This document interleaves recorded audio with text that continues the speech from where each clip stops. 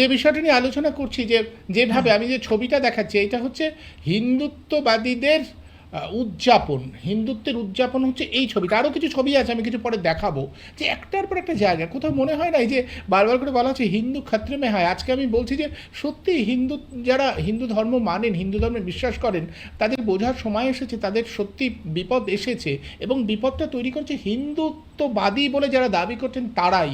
এইভাবে হিন্দুত্বের উদযাপন করছেন বিভিন্ন জায়গাতে।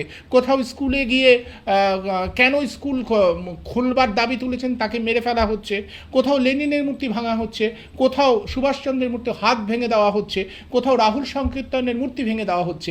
এই হচ্ছে হিন্দুত্বের উদযাপন। এটা যদি হয় তাহলে সত্যিই তো যারা সত্যিকারের ধার্মিক মানুষ তাদের এগিয়ে আসতে হবে এবং বলতে হবে যে অন্তত যারা এই দাবি নিয়ে আসছে যে আমরা হিন্দুত্বের ইজারা নিয়েছি, তাদের ঠেকাতে হবে, তা নাহলে হিন্দুদের সত্যি বিপদ। আমার কথা শোনা যাচ্ছে? হ্যাঁ, শোনা যাচ্ছে, বলুন। আপনাকে অশেষ ধন্যবাদ। আমি একটু, আমার শরীরটা তো খুব কাহিল হয়েছে। হ্যাঁ, আমি জানি আপনি অসুস্থ আমি একটু, হ্যাঁ ক্ষমা বলুন। চেয়ে নিচ্ছি আপনাদের কাছে হুম। যে আমি একটু দেরিতে এলাম। দ্বিতীয় কথা হচ্ছে যে আপনাকে অশেষ ধন্যবাদ এই কারণে যে আপনি যে স্ট্যাপ লাইনটা তৈরি করেছেন, হিন্দুদের বিপদ হিন্দুত্ববাদীরাই।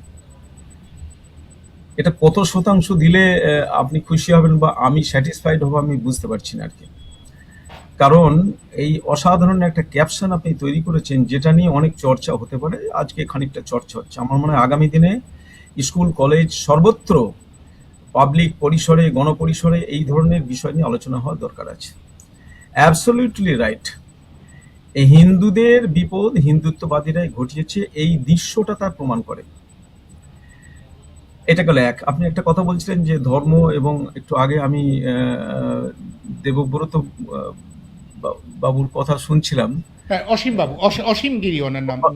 অসীম জন বাবুর কথা শুনছিলাম। হ্যাঁ, গায়ক অসীম এবং বাবুর কথা, পেশায় শিক্ষক। হ্যাঁ, নামটা পরিষ্কার বোঝা যাচ্ছে না। যাই হোক, ওনার কথা শুনছিলাম, অসাধারণ সুন্দর বলছিলেন যে সমস্যার মৌলিক জায়গাটা আর কি। দেখুন, ধর্ম বহুদিনের, আমার ভারতবর্ষের যদি সমস্ত ধর্মের, যে সমস্ত ধর্মগুলো আগে জন্মেছে পরে জন্মেছে, অনেক ধর্মের সংস্কার হয়েছে, অনেক ধর্ম রিজিডিটির জায়গায় দাঁড়িয়ে আছে, আমি আর এগুলো আলাদা করে মেনশন করছি না। কিন্তু সমস্ত ধর্মের ক্রিম মেসেজটা ছিল একটা ধার্মিক মানুষ তৈরি করা, একটা সত্যবাদী, সত্য জীবনযাপন তৈরি করা, মানে হচ্ছে মানুষের প্রতি মমত্ববোধ, দান ধ্যান ত্যাগ পরার্থপরতা। সব ধর্ম মানুষকে এগুলো শিখিয়েছে। কোন ধর্মের আপনি যদি হিন্দু ধর্ম, আপনি রামায়ণ মহাভারতের যদি ক্রিটিক্যাল অ্যানালিসিস করেন আর কি, এইসব যে যে এখনকার যারা হিন্দুত্ববাদী যেভাবে চর্চা করছে ওই রকম চর্চা নাই, কিংবা মুসলিমরা যেভাবে কোরআনটাকে চর্চা করছে ওভাবে না। তার গভীরে গিয়ে তার ফিলোসফিক্যাল অ্যাসপেক্ট, দর্শনগত দিকটা যদি দেখেন, তাহলে দর্শনগত দিকটা সব ধর্মের ক্ষেত্রে এক। কিন্তু সেইটা পিছনে চলে গেছে। এখন পিছনে গেল গেল কেন? পিছনে যাওয়ার জন্য তো একটা কাজ করতে হয়। সেই একদল ছিল ওটাকে সামনে আনা, মূল্যবোধ, ধর্মীয় মূল্যবোধ, ধার্মিকতা, ধর্মীয় চিন্তা, মনুষ্যত্ববোধ, এগুলোকে সব ধর্ম শিখিয়েছে। সেগুলো একটা লক্ষ্য নিয়ে, সমাজ গঠনের লক্ষ্য নিয়ে। এখন একদল মানুষ এই আমাদের এই প্রজন্মকে সেই জায়গায় নিয়ে যাচ্ছে। কেন? সেটা কারা? একদম পরিষ্কার, এটা ভোগবাদী, পুঁজিবাদী, ভোগবাদী সমাজ। আমি একদম ওপেনলি বলছি আর কি, ভোগবাদী, পুঁজিবাদী সমাজ। সেই সমাজ মানুষকে, ইয়াং ছেলে মেয়েগুলোকে থেকে শুরু করে কৃষক থেকে, শ্রমজীবী মানুষ থেকে, সরকারি কর্মচারী থেকে, ছোট ব্যবসাদার থেকে, সবার উপর অসাধারণ রকমের একটা জীবনের অনিশ্চয়তা চাপিয়ে দিয়েছে। মানুষ ছটফট করছে, বাঁচার জন্য ছটফট করছে। তার পেট্রোলের দাম, গ্যাসের দাম, কলকারখানা নেই, জল দূষণ, বায়ু দূষণ, অসংখ্য জীবনযাপনকে কেন্দ্র করে যে সমস্যাগুলো, এই সমস্যাগুলোর উৎপত্তির যদি কেউ হয়ে থাকে, তাহলে আমাদের দেশে নির্বাচিত জনপ্রতিনিধি, আমার রাজ্যসভা, আমার পার্লামেন্ট, এই যারা যাদেরকে আমরা নির্বাচিত করে পাঠিয়েছি, এই লোকগুলোকে যদি মানুষ জ্ঞানী হয়, সে যদি জ্ঞানের চর্চা করে থাকে, সে যদি সমাজকে বিশ্লেষণ করতে পারে, অর্থনৈতিক অবস্থাকে বিশ্লেষণ করতে পারে, এই বাচ্চাগুলোর মধ্যে যদি সেই চেতনা ঢুকিয়ে দেওয়া হয়, তাহলে সে ওদের প্রাটিপে ঢুকবে লাইক জেনজি, লাইক জেনজি। সেই জন্যে তাকে, যাতে ওই লোকগুলোকে ধরতে না পারে যারা লুটে পুটে খাবে দেশটাকে, তাদের বিরুদ্ধে যাতে এই ছাত্র সমাজ, এই যুব সমাজ যাতে খেপে না যায়, সেই জন্য তাদেরকে যুক্ত করে দাও এই ধরনের অপসংস্কৃতিমূলক কাজকর্মের মধ্যে, যৌনতার মধ্যে, নানান কাজকর্মের মধ্যে। আমি একটু পিছনে ফিরে যাচ্ছি। আমি অসীম বাবুর কথাগুলো শুনলে একটু উপকৃত হতাম। তো বিষয়টা হচ্ছে যে আপনি স্বাধীনতা বিনয়, বাদল, দীনেশ, সুভাষ বোস, গান্ধী, মানে মাস্টার সূর্য সেন, লোকনাথ বল, এই যে অসংখ্য বীর বিপ্লবী, ক্ষুদিরাম, এরা অনুপ্রাণিত হয়েছিল তাদের শিক্ষকদের কাছ থেকে, পরিবারের কাছ থেকে, সমাজের সিনিয়রদের কাছ থেকে। তাই তারা দেশের শত্রুকে চিহ্নিত করে তাদের বিরুদ্ধে লড়াই করেছিল, জীবন দিয়েছিল, দেশপ্রেমিকতা। এখন এই যে ছেলেগুলোকে যদি সেই শত্রুকে চিহ্নিত করতে না পারে, তার জন্য তাদেরকে অন্যভাবে ভুলিয়ে রাখো, মাথাটাকে খেয়ে নাও। সুতরাং এই হচ্ছে একটা উদ্দেশ্য প্রণোদিত ভাবে একটা দল, একটা শাসক শ্রেণীর মদতপুষ্ট পিছনে যারা দাঁড়িয়ে আছে, তারা এটাকে করাচ্ছে আর কি। এই যে উপরে আমরা চালিয়ে দিচ্ছি হিন্দু খাতমে, আমি যদি ওই শব্দটাকে ধরি, হিন্দু খাতমে হায়, তার স্পিরিট অফ দি ল্যাঙ্গুয়েজটা হচ্ছে হিন্দু খাতমে হায় মুসলমানদের দ্বারা। এটা বাজারে চলে এসেছে কথাটা, এই কথাটা মানুষকে খাওয়ানো হচ্ছে। কিন্তু আমি একটা ছোট প্রশ্ন করছি, আমার একটা গ্রামে বাড়ি, বর্ধমান জেলার গ্রামে বাড়ি, আমার এখন 71-72 বছর বয়স। আমি আজও গিয়ে আমার গ্রামের একটা লোককে যদি, মানে আপনি ভারতবর্ষের যে কোনো প্রান্তের একটা লোককে যদি জিজ্ঞেস করেন, যার যে কোনো প্রতিবেশীকে যদি একটা স্যাম্পল সার্ভে, সর্বভারতীয় স্তরে একটা স্যাম্পল সার্ভে হয় যে আচ্ছা আপনি হিন্দু, ব্রাহ্মণ হোক, ক্ষত্রিয়, বৈশ্য ইত্যাদি যাই হোক, আপনি বলুন আপনার জীবনের উন্নয়নের জন্য, মান উন্নয়নের জন্য, চাকরির জন্য, বাসস্থানের জন্য আপনি এগুতে পারেনি কোন মুসলমানটার জন্য? একটা মুসলমানের নাম বলুন যে আপনার উন্নয়নের বাধা হয়ে দাঁড়িয়েছিল। এক। উল্টো দিকে আমি যদি কোনো মুসলমানকে প্রশ্ন করি যে কোন হিন্দু আপনার জীবনে অগ্রগতির পথে বাধা হয়েছিল, চাকরির ক্ষেত্রে হোক, ব্যবসার ক্ষেত্রে হোক, কোনো একটা হিন্দুর নাম বলুন যে আপনার জীবনের বাধা হয়েছিল। হয়নি? তাহলে যেখানে নিচেই একটা সৌহার্দ্যপূর্ণ একটা বাতাবরণ রয়েছে, শহর আছে, সেইখানে হিন্দু খতমে হায় এই স্লোগানটা তুলে এই মানুষগুলোকে বিভাজন করার একটা প্রচেষ্টা নেওয়া হয়েছে। মানে বাংলায় করে না, নেপোই মারে দই, তো এদেরকে লাগিয়ে দিয়ে একদল নেপোই মারছে দই আর কি। এইটা একটা বিষয়। সেই জন্যে এখন যে প্রশ্নটা আপনি তুলে দিয়েছেন, যে ওরা যেমন বলছে যে হিন্দু খতরে মে হায় বাই দি মুসলিমস, আপনি তুলে দিয়েছেন হিন্দু খতরে মে হায় হিন্দুদের দ্বারা, হিন্দুত্ববাদীদের দ্বারা।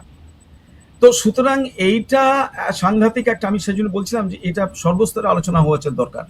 এই যে কদিন আগে যেন কি কি কি কারওয়া উৎসব, কারওয়া নাকি একটা ছিল উৎসব ছিল, রাস্তায় বাচ্চাগুলো 12 বছর 13 বছরের বাচ্চা যে অঙ্গভঙ্গি করছে, আমি এবার সামনে যে মেয়েগুলোকে দেখছে, আমি দেখাবো, সেই ছবিটাও আমার কাছে আছে, কতগুলো বাচ্চা যেভাবে, আমার কাছে সেই ছবিটাও আছে। আচ্ছা, এইটা যদি হিন্দুত্ববাদী কেউ হয়ে থাকে, শুধু হিন্দু ধর্মের প্রতি যদি তার মায়া মমতা থাকে, যদি দ্রৌপদীর বস্ত্রহরণ যখন হয়েছিল তখন কারা রুখে দাঁড়িয়েছিল সেখানে?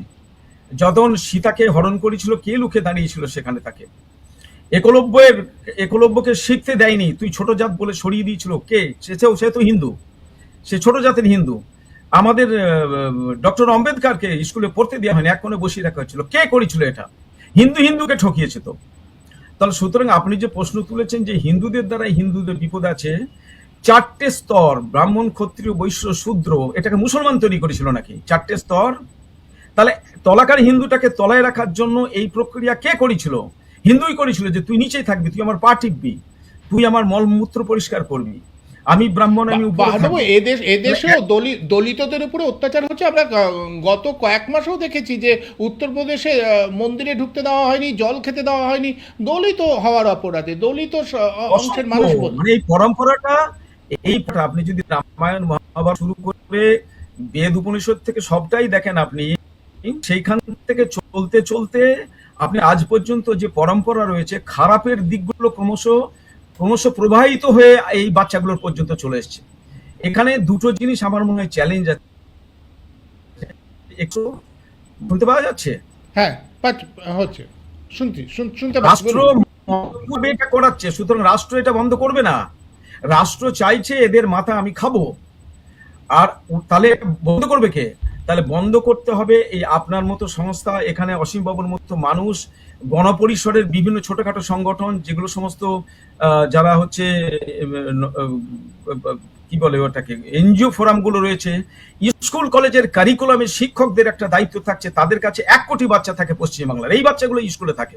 তাহলে পরিকল্পিতভাবে স্কুলে গিয়ে এইগুলোর বিরুদ্ধে প্রচার করার দরকার আছে এবং শিক্ষকদের সেই দায়িত্ব নিতে হবে স্কুল এডুকেশন ডিপার্টমেন্টকে। কিন্তু মুশকিল হচ্ছে এইখানেই, কোনো স্কুলের হাই স্কুলের শিক্ষক শিক্ষিকা যদি উদ্যোগ নেন যে বাচ্চাদের আমি মূল্যবোধের শিক্ষা দেবো, এটা নয়, আমি রাজনৈতিক ব্যাখ্যার শিক্ষা দেবো, আমি গণতন্ত্রের শিক্ষা দেবো, নাগরিকের অধিকারের শিক্ষা দেবো, তোমার চাকরির অধিকারের শিক্ষা দেবো, এই যে কারা প্রশ্ন ফাঁস করছে সেই বিরুদ্ধে আমি তোমাকে সজাগ করব, তাহলে সেই লোকের সেই শিক্ষকের চাকরিও চলে যেতে পারে।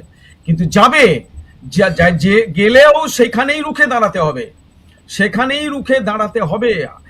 এতগুলো বিপ্লবী জীবন দিয়েছে, তারা জানতো আমাদের একদম। জীবন যাবে, তা নাহলে এই কদিন আগে তেরাঙ্গা উড়িয়েছি, তেরাঙ্গাটা উড়াতে পারতাম না। আমার জীবন দিয়ে আমি তেরাঙ্গাটাকে প্রতিষ্ঠা করেছি। তেমনি যদি মনে হয় এই অবসলুট গুলোকে দূর করতে হবে, তাহলে তাদেরকে জীবন দিতে হবে, সামনে আসতে হবে, সেই শিক্ষককে আসতে হবে। আর একটা কথা, এই যে পরিবারের একটা ভূমিকা থাকে, মা বাবা দেখছেন না তার বাচ্চাটা ওখানে নাচন কাঁদন করছে, এটা কি ধর্মীয় উৎসব হচ্ছে? ওই যে বাচ্চাগুলো কারোয়া উৎসবে গেছে, সেখানে একটা বিচ্ছিন্ন রকম যৌন অঙ্গভঙ্গি করে তারা এগুলো করছে, একটা ফুলের মতো বাচ্চা। আমি বাচ্চাগুলোকে দোষ দিচ্ছি, বাচ্চাগুলোর কোনো দোষ নেই, বাচ্চাগুলোকে যেমনটি শেখাবেন তেমনটি শিখবে। আর তেমনটি শেখানোর দায়িত্ব হচ্ছে রাষ্ট্রের, পরিবারের, শিক্ষা প্রতিষ্ঠানের, এই 3টে মেন জায়গার। সরকারের দায়িত্ব হচ্ছে এগুলো, এই অপসংস্কৃতি বন্ধ করতে হবে। স্কুলের দায়িত্ব হচ্ছে আমি সিলেবাসের বাইরে গিয়ে আমি বাচ্চাগুলোকে এইগুলো করতে দেবো না, এবং অন্য জিনিস শেখাবো। একদিকে তুমি বলছো যে ওখানে লাইভলি কি বলে ওটাকে, এখন বলছে যে ওই নিরাপত্তা শিক্ষার জন্য জুডো ক্যারাটে শেখাতে হবে আমাদের বাচ্চাদের স্কুলে, এগুলো এখন সিলেবাসে চালু হয়েছে, মানে এগুলো করছে সমগ্র শিক্ষা অভিযান থেকে। আমার তো বহুদিন হলো ওখান থেকে বেরিয়ে এসেছি। তো এগুলো ভালো উদ্যোগ। তাহলে যে বাচ্চাটাকে তুমি বলছো তোমার আত্মরক্ষার জন্য তোমার এটা করতে হবে, সেই বাচ্চাটাকে আরেকটা পয়েন্ট তুমি অ্যাড করছো না, তুমি তাকে মারপিটটা শেখাচ্ছ। কিন্তু এটা শেখাচ্ছ না যে এই সমাজে তোমাকে অত্যাচার করার জন্য একদল মানুষ আছে, সেই মানুষগুলোকে তুমি চিহ্নিত করো। তুমি প্রিভেন্টিভ মেজারের কথা বলছো, তুমি বোধ, মানে আপনি বলছেন বোধ, চিন্তার বোধ বা চেতনার উন্নয়নের কথা কেউ বলছে না। এক্স্যাক্টলি কিউরেটিভ উন্নয়নের কথা বলছো। মারপিট শেখো, জুডো শেখো, ক্যারাটে শেখো, ওখানে রেপিস্টও থাকবে আর তুমি মারপিট করাও শিখবে, এটা হতে পারে না। রেপিস্ট বন্ধ করতে হবে, তাহলে সেইটা শুরু হবে পরিবার থেকে। মা এটা কিছু মা ওই যে ছেলেরা রেপ টেপ করলো, তার মারা বললো না যে আমার ছেলেকে গুলি করে মেরেছে, ঠিক করেছে, দিস ইজ মাদার, এই হচ্ছে মা। এইরকম মায়ের জন্ম আছে, পরিবারে এরকম মা থাকতে হবে। ফলে এই ভাবনাটা যেটা আপনি দিয়েছেন যে হিন্দুদের বিপদ হিন্দুত্ববাদীরাই করছে। ধরুন আমি একটা কথা বলি, আমি সকালবেলায় একটু আলোচনা করছিলাম আমাদের পাড়ায় নিচে আর কি, শরীর খারাপ নিয়ে ডাক্তারের কাছে গেছিলাম। আমি বলছি যে আচ্ছা, কার বাড়িতে তুলসী মঞ্চটা পূব দিকে থাকবে না বাড়ির উঠোন অনুসারে পশ্চিম দিকে থাকবে, তুমি কে হে বাপু সেটা গিয়ে বলবে যে তুলসী মঞ্চটা এই দিকে কেন? তার ঠাকুর ঘরের পূব দিয়ালে থাকবে না পশ্চিম দিয়ালে থাকবে রাধাকৃষ্ণের মূর্তিটা বা ক্যালেন্ডার ছবিটা বা হচ্ছে কালী বা লক্ষ্মীর টাটটা ওইদিকে থাকবে, তুমি কে বাবু ঠিক করার? আমার দেবতাকে আমি পুজো করব, আমি ঠিক করব, সেটা তুমি এসে মাতব্বরি করার কে? ধর্ম আমার নিজের ব্যাপার, ধর্ম চিন্তা ধার্মিকতা, আমি নাস্তিক হবার অধিকারও আছে আমার, আবার আমি ধার্মিক হবার অধিকারও আছে। আস্তিক নাস্তিক দুটোই আমার অধিকার আছে, আমার গণতান্ত্রিক অধিকার আছে। আমার পৃথিবীতে অনেক দেশ আছে নাস্তিক মানুষ আছেন, তারা বরং এই ধার্মিক, এই সকল ধার্মিকদের থেকে, আস্তিক মানুষদের থেকে অনেক বেশি হচ্ছে শৃঙ্খলা পরায়ণ মানুষ আর কি।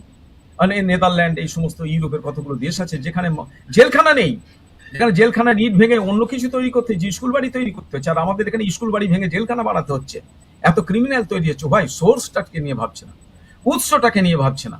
সেই জন্য উৎসের মুখ হচ্ছে ওই পরিবার, উৎসের মুখ হচ্ছে স্কুল, উৎসের মুখ হচ্ছে রাষ্ট্রকে। এই জেনজি ছেলেগুলো যে করছে, রাষ্ট্রের দায়িত্ব হচ্ছে ওখানে গিয়ে চেপে ধরা এই বাচ্চাগুলো যেটা করছে। তুমি আমার সর্বনাশ করছো।